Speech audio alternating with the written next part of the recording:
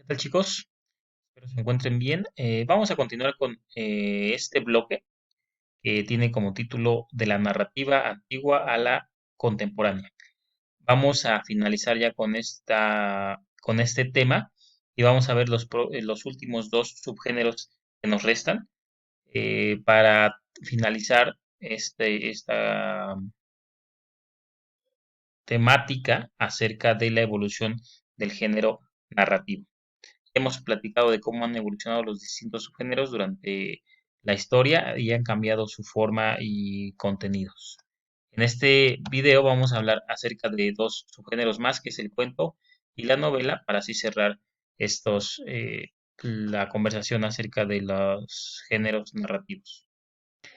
Muy bien, el cuento como tal sabemos que tiene su origen se remonta desde la antigüedad y muchos de los textos que se consideran el origen del cuento, también se consideran como el origen del mito y la leyenda, ya que tienen este aspecto de fantasía e imaginación. La única diferencia con el cuento es de que mientras que en el mito hay un enfoque religioso que intenta explicar algunos aspectos eh, de la vida y del origen, y en la leyenda hay un probable registro histórico. En el cuento no es así. En el cuento se enfoca principalmente en lo estético o en el entretenimiento. No tiene una finalidad práctica como tal, más que la de entretener o transmitir una historia con un fin estético, donde se aprecia más que la historia, el hecho de la narración, es lo que más se aprecia. Entonces, el origen se remonta pues desde la antigüedad. Y ya en la época de la Edad Media, encontramos lo que es el cuento maravilloso, donde entran algunos elementos como niños, hadas, brujas, ogros, etcétera. Y hay, como les digo, nuevamente este elemento de la fantasía y la imaginación. Am, y aquí pues encontramos unas obras importantes que se dieron por ahí del siglo XVII. No son obras propias de estos autores que vemos aquí en pantalla, Charles Perrault y los hermanos Grimm, no son obras propias de ellos, sino son, mejor dicho, compilaciones eh, hasta el día de hoy aún las escuchamos, las conocemos y no son, como les dije, propias y no son de autoría de de estas autores, y no son, mejor dicho, compilaciones. Por ahí tenemos esos títulos como Pulgarcito, Cenicienta, Caperucita Roja, Hansel y Gretel y muchos más que se han ido adaptando pues incluso a películas o caricaturas. Muy bien, eso es en esta etapa de la Edad Media. También en esta etapa de la Edad Media encontramos otro tipo de cuento que es un cuento con una intención didáctica, o sea, de enseñanza, principalmente en el aspecto religioso, que se dio por ahí del siglo XII y siglo XIII, eh, que se conocía como exemplum o ejemplum. Ese tipo de narraciones o este tipo de cuentos eran pues relatos breves o anécdotas que se usaban para explicar un modelo cristiano, un modelo moral de cómo se tenían que comportar las personas. Posteriormente se cambia un poco ya este concepto de relato y se empieza ya ahora a hacer narraciones donde se expresan modelos censurables de conducta. Eso quiere decir personajes con vicios, con defectos y, por decirlo así, cómo no debería ser una persona. En vez de poner el ejemplo, mejor dicho, exponer vidas o modelos de personas que no hacen bien las cosas y cómo no debe ser el modelo a seguir, por decirlo así.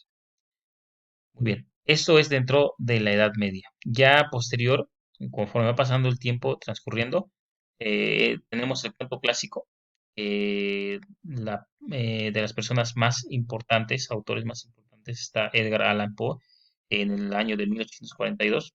Él prácticamente asienta las bases para lo que consideramos ya al día de hoy lo que es el cuento literario y que lo entendemos pues como un relato breve de carácter ficcional, o sea que no necesariamente es real, y con una extensión breve que surge en el siglo XIX. Entonces, este personaje o este autor, Edgar Allan Poe, es sumamente importante. Él marca la pauta en cuanto a las características, qué tipo de relato es, cómo tiene que cerrar un cuento clásico y manifiesta como el estándar de lo que sería un cuento.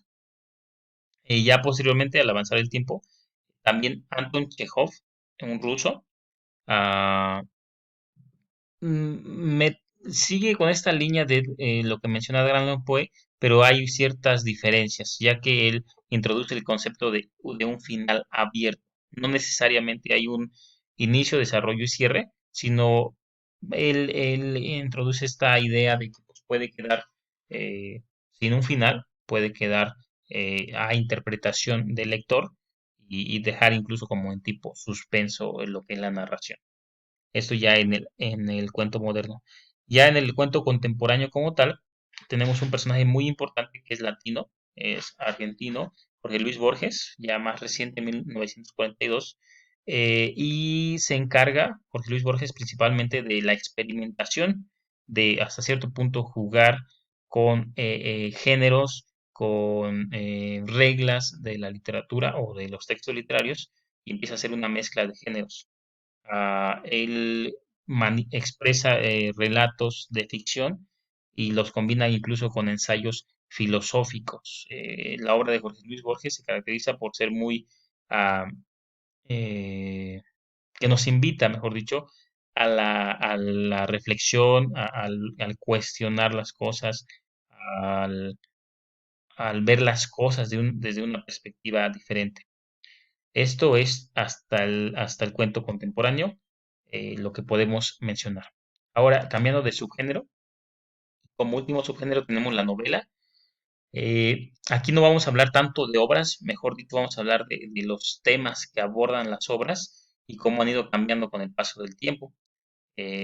Como dijimos, o como sabemos, la novela es el subgénero narrativo más reciente de todos.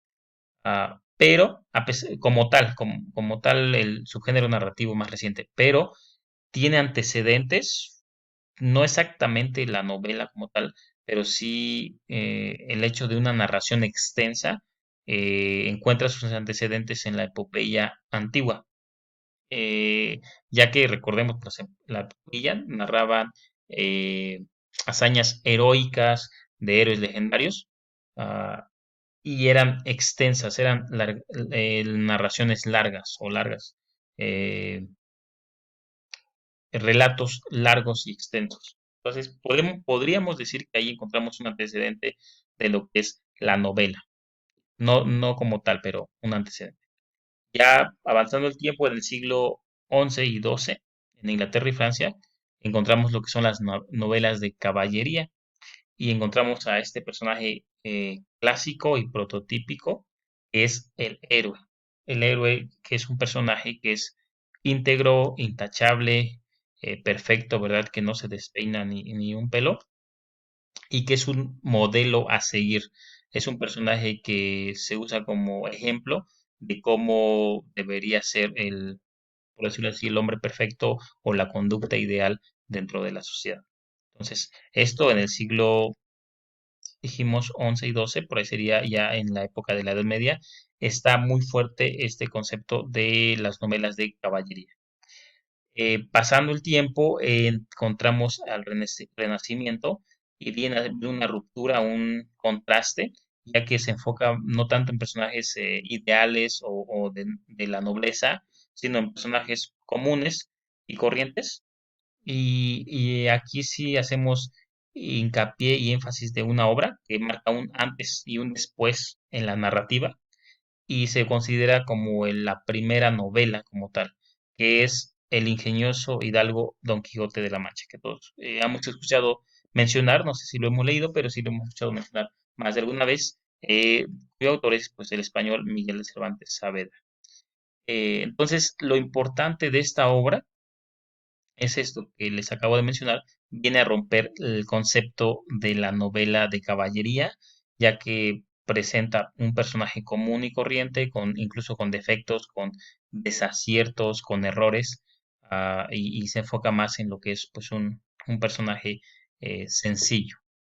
Ya en ese mismo enfoque, la novela moderna se enfoca también en la vida y costumbres, nuevamente ya no de personajes estándares o perfectos, sino en la vida y costumbre de la época de manera natural y sencilla. Y se usa un lenguaje cotidiano y son de situaciones diarias o cotidianas que se pueden encontrar.